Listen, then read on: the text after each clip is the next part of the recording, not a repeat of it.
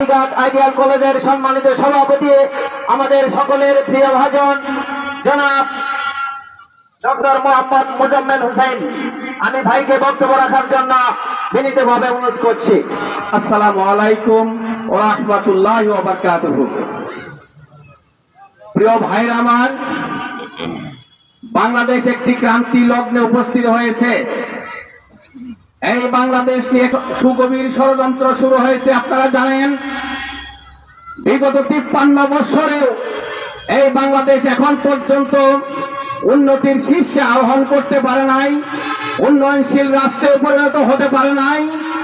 বিভিন্ন ষড়যন্ত্রের মাধ্যমে বাংলাদেশকে পিছিয়ে রাখা হয়েছে।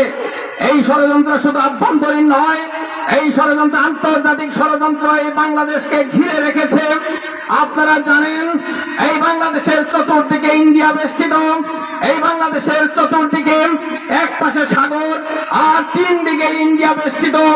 আমরা ইন্ডিয়ার কোন কাজে বাধা দেই না, কিন্তু ইন্ডিয়া আমার সকল কাজে বাধা সৃষ্টি করে। এই ষড়যন্ত্র মোকাবেলা করার জন্য যদি আমরা ঐক্যবদ্ধ না হই, তাহলে সিকিমের মতো অবস্থা বরণ করা লাগতে পারে, হায়দ্রাবাদের মতো অবস্থা আমাদেরকে বরণ করা লাগতে পারে। প্রিয় ভাইরা আমার, আপনারা জানেন, মালয়েশিয়া